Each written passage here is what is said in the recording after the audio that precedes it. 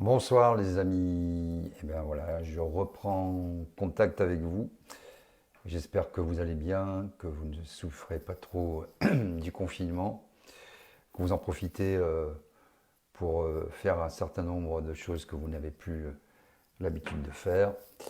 Et donc c'est une rapide prise de contact. J'ai pas beaucoup de réseau.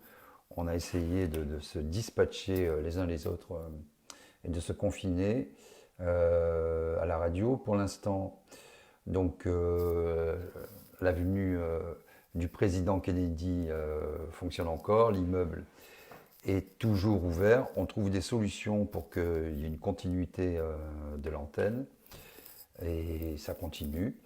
Donc il y a peu de personnes dans les studios, on fait beaucoup, vous l'imaginez, d'interviews par téléphone. Et l'idée, comme je vous le disais hier, c'est qu'on soit capable de continuer à émettre, même si l'immeuble est fermé, même si ça ne fonctionne plus. On a un peu des scoopies, hein, c'est des petits appareils qu'on peut faire fonctionner, qu'on branche sur une box, hein, à la guerre comme à la guerre, puisqu'on est en guerre, n'est-ce pas? Et bon, pour l'instant, ça fonctionne, c'est un peu précaire. L'idée étant de trouver une solution, c'est en cours, pour qu'on puisse avoir un standard qui ne soit pas physiquement à la radio, donc qu'on puisse plugger ça sur les antennes. Je vous laisse imaginer le Beans. Mais qu'est-ce que c'est que ce Beans? Donc, vous avez entendu le président de la République hier soir dans son allocution assez grave, et tout de suite après, RT m'avait demandé de réagir dès qu'il avait arrêté son allocution, ce que j'ai fait, puisque vous le savez, je ne vais plus sur les chaînes mainstream, mais je vais sur les chaînes dites alternatives où on peut encore parler et sans être coupé, sans que nos mollets soient sans arrêt mordus par j'allais dire les chiens de garde, les petits toutous, les petits roquets du système. Alors, pour la première fois hier, je me suis dit, tiens, j'ai écouté attentivement le président de la République et je me suis dit, c'est le moment de faire l'union.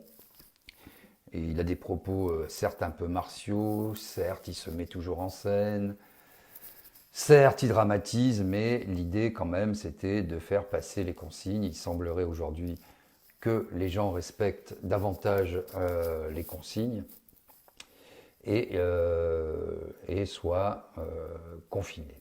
Alors la mascarade, justement, je vais y venir, et c'est un peu l'objet de ce live, parce que le terme est important.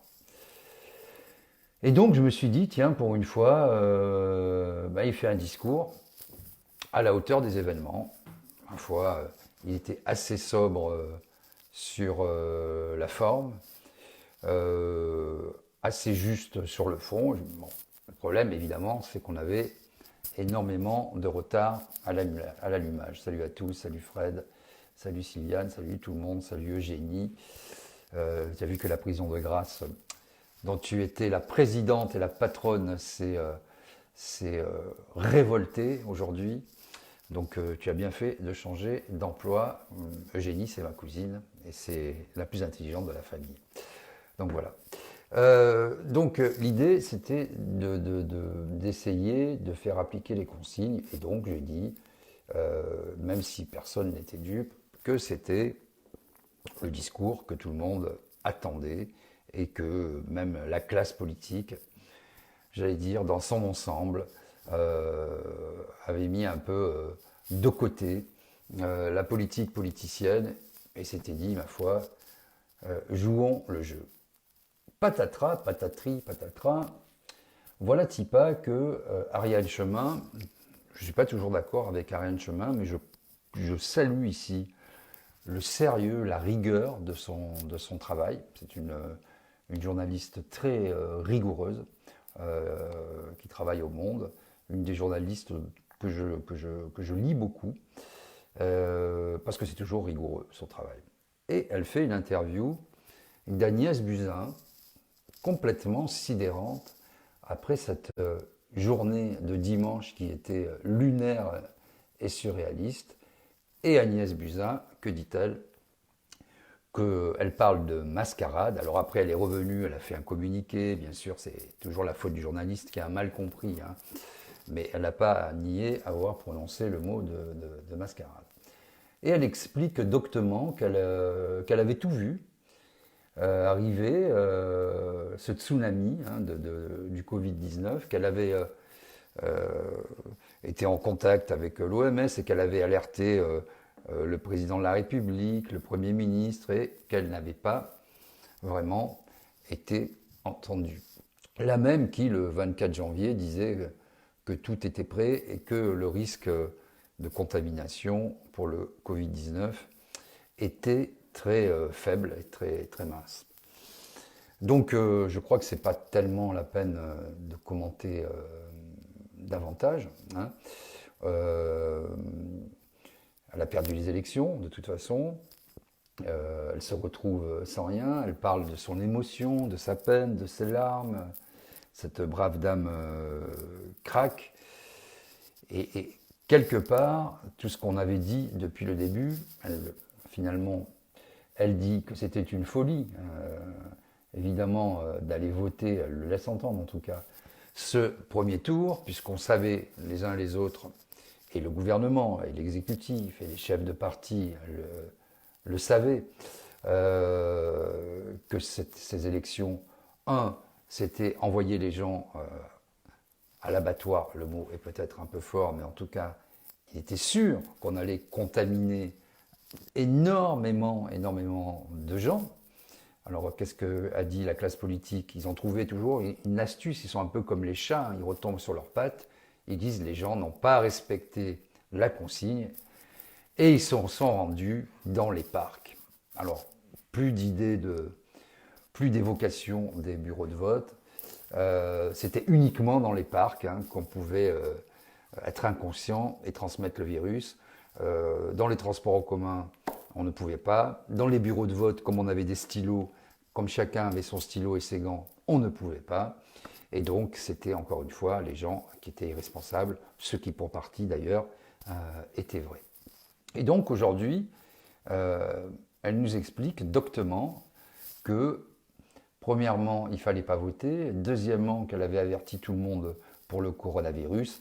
Et bien sûr, ce qu'il faut comprendre de tout ça, c'est que l'exécutif était tout à fait au courant de ce qui allait se passer. De toute façon, il n'y a pas besoin d'être grand clair pour le deviner. Il suffisait d'écouter véritablement les médecins. Et donc, évidemment, comme le dit Joël, c'est criminel, point barre. Ça rappelle d'autres histoires.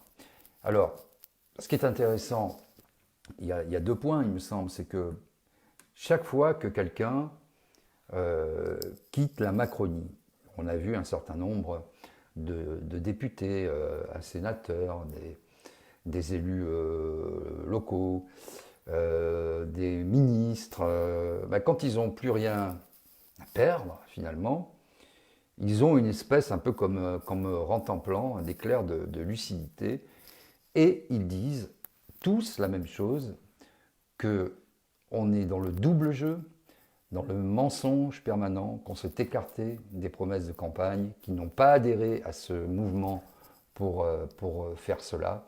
Et aujourd'hui, on parle de mascarade. Ça en dit long quand même. Alors évidemment, du coup, ça m'a fait regretter un peu mes propos d'hier, parce que, je vous l'ai déjà dit, on pense toujours se hisser au bon niveau de conscience et de réaction, et je pense que les citoyens l'ont fait. Bien sûr, on n'est pas habitué aux épidémies, on n'est pas habitué comme peuvent l'être les Africains ou les Asiatiques à un certain nombre de virus, donc on vit un peu dans le confort, ou en tout cas dans les habitudes, des habitudes de vie qu'on a prises les uns et les autres, et donc on s'est pris cela en pleine face. Donc voilà, chaque fois qu'on fait preuve un peu de grandeur d'âme et qu'on balaye tout ça et qu'on met la politique politicienne à la poubelle, eh bien, les politiques viennent nous rappeler que nous nous sommes relâchés. Et en fait, il ne faut jamais se relâcher, jamais se relâcher, même dans les crises les plus graves. Il faut toujours garder son esprit critique et ne jamais rien prendre de la part de ces gens-là pour argent comptant. Voilà, c'est la conclusion du jour. Donc nous avons créé, je vous donnerai toutes les infos, un groupe de solidarité sur Facebook, Sud Radio, que ce soit un lieu d'échange, d'information. Donc ça, c'est sur pied. Je vais vous le faire suivre. J'étais un peu troublé, je dois dire. J'ai lu un papier écrit enfin une interview conduite par Brice Perrier, qui est un journaliste aussi très sérieux que je connais, de Marianne, qui a interviewé Didier Raoult, vous savez, ce médecin de la région PACA, qui est une sommité mondiale en termes, qui travaille beaucoup sur les épidémies, etc., et qui, lui, a un avis un peu différent. Et vous avez vu, il est entré au comité scientifique. Il a un avis un peu différent. Il parle de dépistage qui devrait être beaucoup plus important pour qu'on puisse avoir un échantillon plus large et ne pas attendre justement dans cette stratégie que les gens soient contaminés avec des formes sévères, mais qu'on ait un panel plus large pour justement pouvoir avoir plus de recul et plus de retour d'expérience. C'est très intéressant ce que dit ce médecin. Et il travaille aussi, il a fait un échantillon, un panel de personnes sur voilà, l'infectiologue Didier Raoult, sur effectivement des solutions, des molécules qui seraient beaucoup plus, qui seraient efficaces, qui feraient preuve de leur efficacité, qui demandent à tester et qui sont à l'origine destinées à lutter contre le paludisme. Donc je vais suivre les travaux de ce médecin, qu'on a interviewé plusieurs fois d'ailleurs à Sud Radio, qu'on avait accusé de fake news un peu vite, vous voyez, sur cette histoire de chloroquine, etc. Et le gouvernement avait tout de suite fait machine arrière, et le lendemain, ou 2 jours après, je crois, de sa sortie, et de sa relation sur les réseaux sociaux, l'avait inclus dans le conseil scientifique, la chloroquine, voilà. Donc il semblerait, selon ce médecin, que ce soit efficace, mais il demande bien sûr de le tester davantage. Vous avez vu aussi que Montpellier, le CHU de Montpellier, travaille activement et commence à avoir des pistes, dit-il, assez sérieuses. Donc évidemment, nous essaierons d'avoir ces personnes en interview très vite. Je pense que c'est intéressant d'avoir cette parole-là, parce que c'est pas un illuminé, c'est quelqu'un qui travaille depuis des années et des années sur ces questions-là, une sommité mondiale.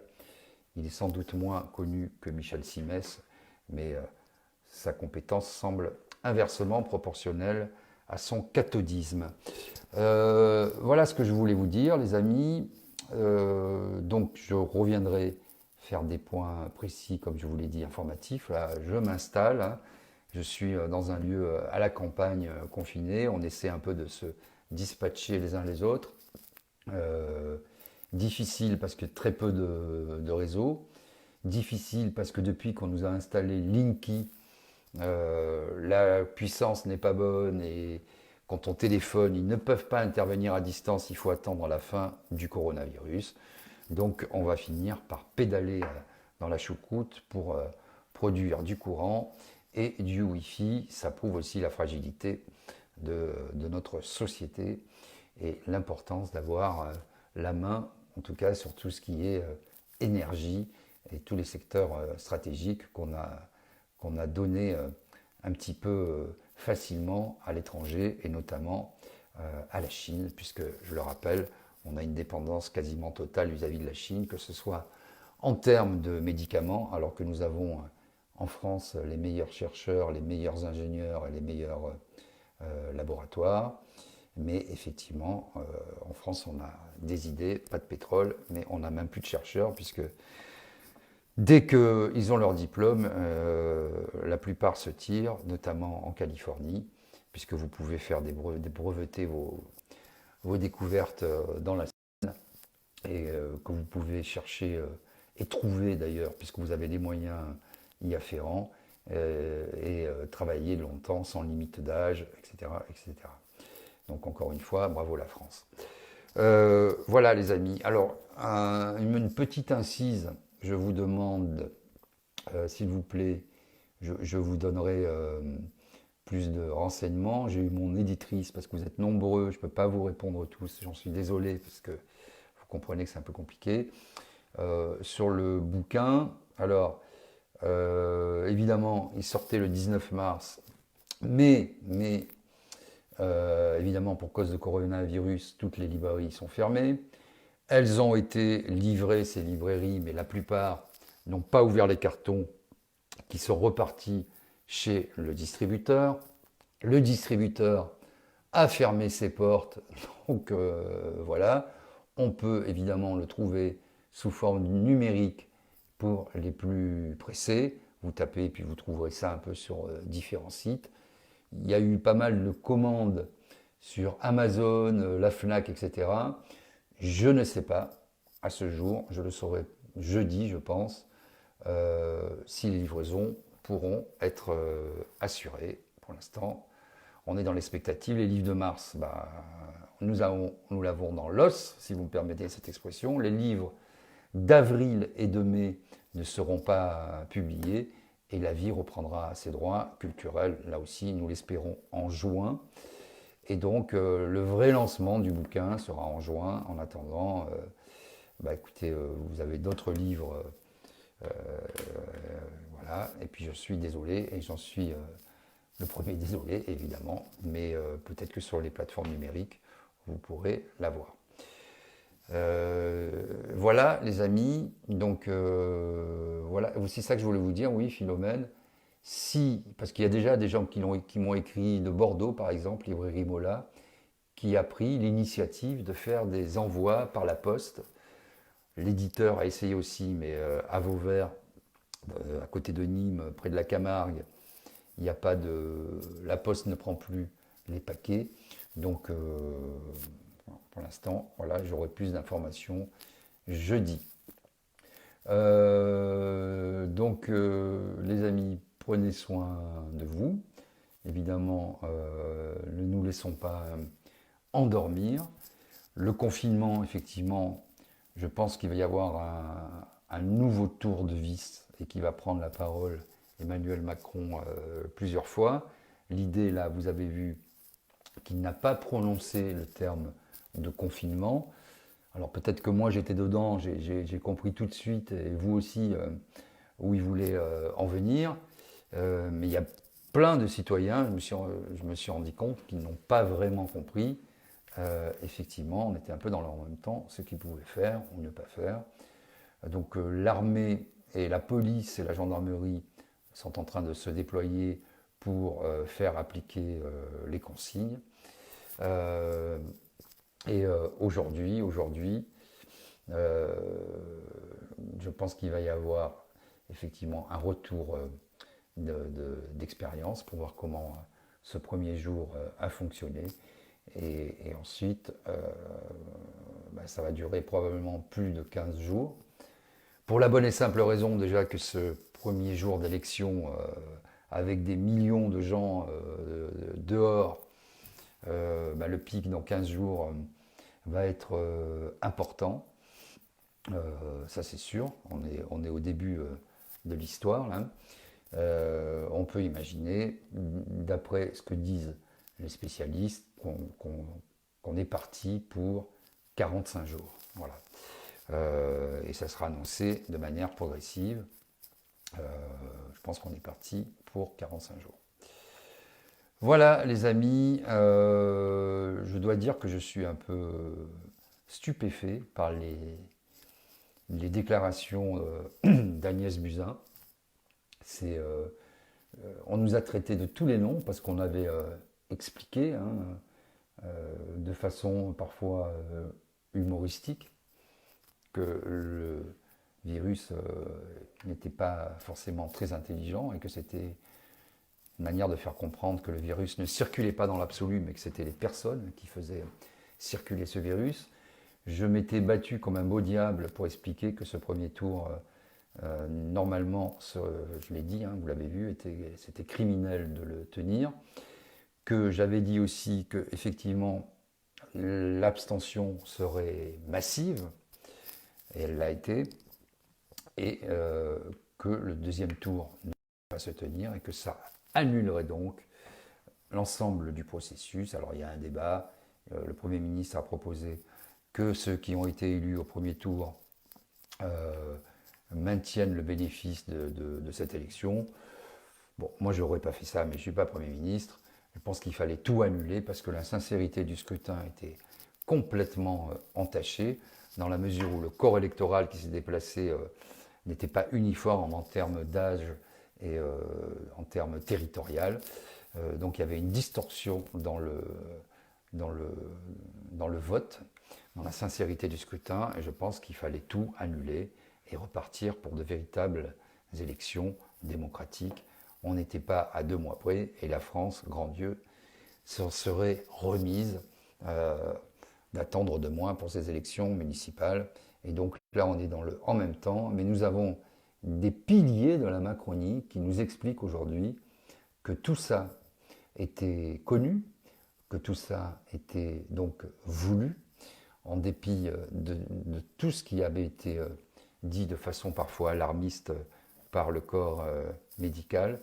Et donc l'enseignement qu'on en tire, c'est effectivement, comptons sur nous-mêmes, restons avec un esprit critique aiguisé, parce que vous avez vu que les uns et les autres essaient de tirer profit des pires situations, y compris des catastrophes sanitaires. Les républicains ne sont pas les derniers parce qu'on incrimine la République en marche, mais les républicains ont fait des pieds et des mains pour ne pas que cette élection soit reportée. Et la classe politique, pratiquement dans son ensemble, même si beaucoup disent aujourd'hui n'avoir pas été consultés par le Premier ministre ni par le Président de la République, enfin, si vraiment ils étaient contre cette élection, ne vous inquiétez pas, ils auraient fait des conférences de presse, se seraient rassemblés et l'auraient dit sur tous les modes pour qu'on l'entende très bien. Donc ils étaient tous d'accord pour tenir ces élections. Et c'est tout à fait grave et inquiétant. Voilà les amis, donc on fera des échanges quotidiens, plutôt en fin de journée, mais je ne suis pas sûr des horaires. Je vais essayer de m'y tenir, mais pour l'instant, on est un peu dans l'improvisation et dans l'installation. Préparez vos questions hein, sur les sujets du coronavirus ou d'autres sujets. Essayons de partager encore un certain nombre d'informations. Et vous avez vu l'allemand, oui tiens ça c'est intéressant, l'allemand aussi qu'on a interrogé tout à l'heure, vous avez vu les vidéos sur les réseaux sociaux qui bombaient le torse hein, et qui disaient comptez sur moi, vous avez vu qui je suis pour faire appliquer la consigne. Même les préfets aujourd'hui font de la politique, alors qu'un préfet, ça doit travailler pour l'intérêt général et surtout se taire. On n'a pas besoin que le préfet de police vienne faire des conférences de presse improvisées dans la rue pour montrer ses muscles et pour expliquer qu'il faut compter avec lui. Donc voilà ce que j'ai à dire ce soir. Passez une bonne soirée, entourez-vous de vos amis, respectez quand même les consignes. Oui, quel torse hein. Le torse, il a quand même un torse, il a bombé le torse. Hein, voilà. C'est toujours les gens qui ne sont pas très costauds, qui ont toujours le torse en avant. Vous avez vu, toujours la démarche. Hein.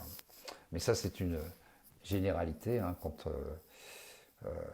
quand les gens n'ont pas beaucoup d'autorité naturelle, ils parlent fort. Quand ils n'ont pas beaucoup de muscles, ils roulent des épaules et des mécaniques.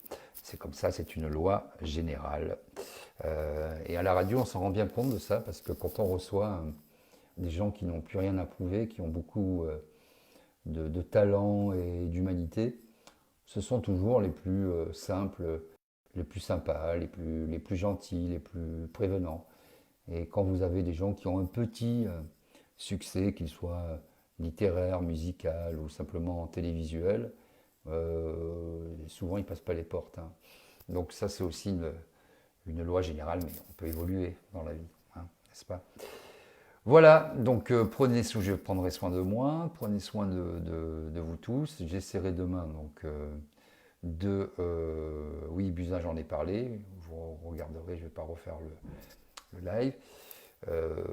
Donc j'essaierai effectivement aux alentours de 19h30, si ça vous convient, de faire ce petit rendez-vous quotidien. Et surtout, à partir de demain, je vous donnerai, si ça fonctionne, mais a priori ça va fonctionner, un certain nombre d'informations. Voilà. Et puis effectivement, après, on essaiera de s'interroger, mais ça viendra plus tard, sur l'origine de ce fameux virus. Hein. Moi, je veux bien qu'un pangolin fasse plier le capitalisme mondial, mais il y a beaucoup de gens qui travaillent sur le sujet et il faudra que la lumière soit faite autant que possible, si c'est possible, parce qu'avec la Chine et les complexes militaro-civils, on va dire, et la France impliquée dans la technicité de ces laboratoires P4 dont on était très fiers, ça ne sera pas très simple, la vérité ne sera pas très simple à faire émerger. Voilà. Mais bon, on est en droit de s'interroger sans être complotiste. Voilà les amis, ciao Massimo, ciao Patricia, ciao Italia. Donc là c'est bon, je réunis toute la famille qui me suit aussi à partir de l'Italie, de Turin et de Milan notamment. Et j'essaierai aussi de les appeler comme je le fais régulièrement. Et puis peut-être, je ne sais pas encore comment ça marche, mais les inviter dans un live pour qu'ils puissent s'exprimer et vous faire une comparaison avec 15 jours ou 3 semaines d'écart avec la situation italienne. Vous avez vu à Codogno par exemple, qui était un foyer très important, très important. Les mesures de confinement ont, semble-t-il, très bien fonctionné. Il n'y a plus de cas. Je crois qu'il y a eu 16 nouveaux cas en tout et pour tout aujourd'hui. Donc il y a une décrue très sévère de l'épidémie. Et il semblerait quand même, malgré tout, même si tout le monde n'est pas d'accord, que le confinement soit efficace à ce stade de l'épidémie. L'armée est intervenue pour, notamment dans le Haut-Rhin, parce que vous avez vu que les urgences, et, enfin surtout les services de réa sont complètement saturés. Donc l'armée a pris les malades et les a notamment emmenés vers l'hôpital de Toulon, notamment. Ciao Patricia. Et donc voilà où nous en sommes. L'idée, effectivement, c'est d'essayer de répartir l'effort sur l'ensemble du territoire dans les régions où il y a le moins de cas pour que l'effort soit un peu plus partagé. Pour finir, ce matin, comme tout le monde, je pense, je suis allé faire quelques petites courses. Évidemment, pénurie des masques, j'en parle même pas. Le ministre de la Santé a dit hier qu'il y avait des masques en nombre suffisant et qu'il n'y aurait pas de pénurie. Il répondait au médecin-chef de la Pitié-Salpêtrière qui disait, lui, qu'il n'y avait pas de masque. J'ai fait plusieurs pharmacies aujourd'hui, il n'y a pas de masque, il n'y a pas de gel. On est incapable d'en fabriquer et de fournir. Mais voilà où nous en sommes aujourd'hui. Et je ferai un point précis demain, beaucoup plus précis, en vous donnant des informations et préparer aussi vos questions. Si je ne sais pas, comme je vous l'ai déjà dit, je les mettrai de côté. Et alors, les messages, est-ce que je les lis sur Messenger? Je fais ce que je peux. Vous savez, j'ai à peu près en ce moment 2000 messages par jour, Messenger, Twitter privé, mail, messageries diverses et variées, texto. J'arrive plus honnêtement à écluser, mais je vais essayer de m'organiser pour répondre peut-être en salve, réunir un certain nombre de messages les plus récurrents, parce qu'avec la meilleure volonté du monde, matériellement, je n'arrive pas à répondre à tous les messages. Voilà. On n'est pas sorti de l'auberge. C'est clair que de toute façon, il faudra réfléchir, mais ça viendra parce qu'il y a beaucoup, beaucoup de citoyens aujourd'hui qui sont en train de réaliser ce que certains nombres de citoyens peut-être plus éclairés sur le terrain, qui échangeaient sur les réseaux, qui sont venus manifester depuis de nombreux mois, avaient dit quoi, hein, sur l'Union européenne complètement inepte et inapte à protéger les gens, à protéger ne serait-ce que son marché intérieur. C'est une espèce de surcouche faite par et pour les politiques, mais qui a fait la démonstration totale de son inefficacité. Vous avez vu que de toute façon, quand on est en crise, c'est chacun chez soi, chacun ferme ses frontières, trouve des solutions. Là, on se dit, la nation, finalement, tout le monde national, voire communiste et anti-capitaliste et anti-libéral primaire. C'est assez risible tout ça. Donc ça sera l'occasion, mais les choses viendront en temps et en heure. L'essentiel aujourd'hui, c'est de se sortir de cette mauvaise passe et de respecter donc un minimum enfin non pas un minimum, de respecter toutes les consignes. Mais je pense que ça va se faire. Ce qui est très compliqué, oui, je vois mon fils malade. Ce qui est très compliqué, effectivement, c'est aujourd'hui pour les gens qui sont en traitement, qui ne peuvent pas interrompre leur traitement. Il y a beaucoup de cas comme ça encore. Et donc, c'est ça qu'il va falloir gérer, parce que quand on sature les hôpitaux, évidemment, il y a des gens qui sont en traitement, hein, qui ont des cancers, des respiratoires, infectieuses, cardiovasculaires graves. Il y a des AVC, il y a des accidents de la route. Et ces gens-là, il faut aussi les soigner. Donc voilà, d'où l'importance de respecter les consignes.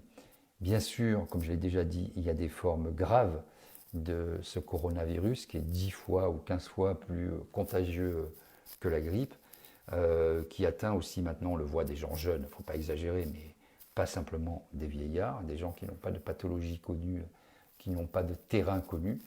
Mais le principal risque, c'est évidemment, comme on n'a pas dépisté les gens, c'est ce que demande le professeur Raoult, on attend les cas les plus graves et on soigne en bout de chaîne les cas les plus graves. Et plus on aura de cas graves qui requièrent, par exemple, des respirateurs, les gens ont besoin d'être intubés. Et vous avez compris que quand on a cette maladie, quand on a ce virus et que les bronches sont atteintes, je ne vais pas rentrer dans les détails trop médicaux, il faut être sous respiration artificielle, c'est comme ça qu'on s'en sort. Et ça ne dure pas 10 minutes, quoi. Ça dure 10 ou 12 jours. Donc ce sont des lits qui sont pris pendant longtemps, avec des soins intensifs, des soins de réa, c'est quand même pas de réanimation, c'est quand même pas du détail.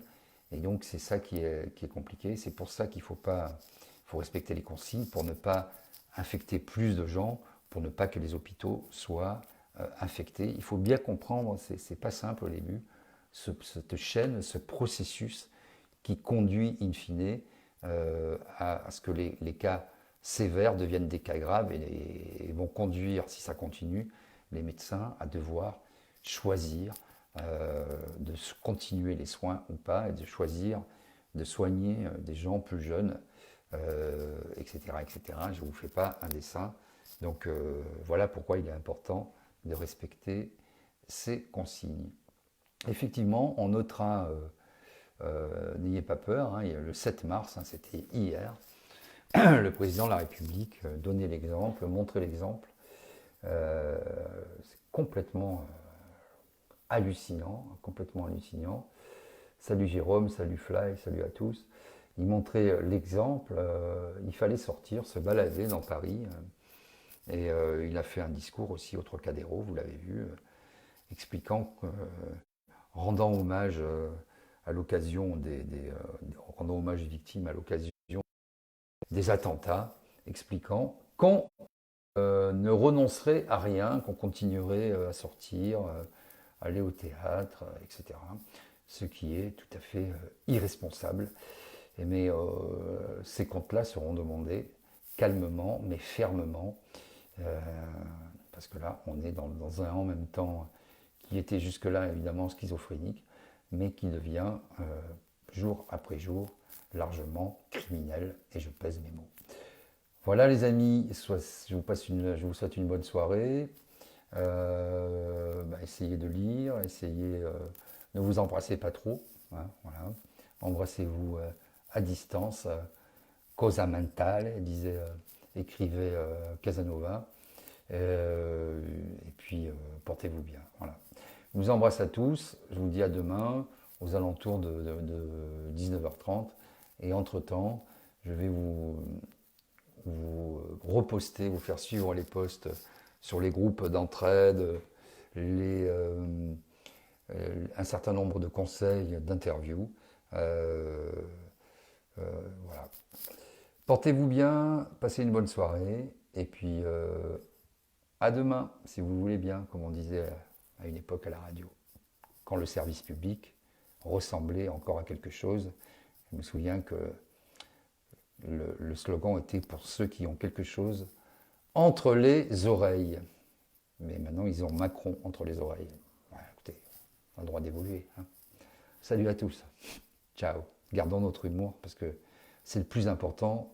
On produit, je ne sais plus quel est le nom scientifique, des substances qui font que on se sent mieux et qu'on est plus armé pour lutter contre toutes les attaques extérieures qui peuvent nous corrompre et nous atteindre. Bon, ça fait 20 fois que je dis au revoir, mais cette fois, vous savez, c'est comme quand on est avec sa compagne et son amoureux ou son amoureuse. Non, c'est toi qui raccroche. Non, c'est moi. Non, c'est toi qui raccroche. Non, c'est moi. Non, c'est toi qui raccroche. Allez. Salut à tous, les amis. Ciao, à demain. 19h30. Hein. Voilà, par là. Ciao, ciao.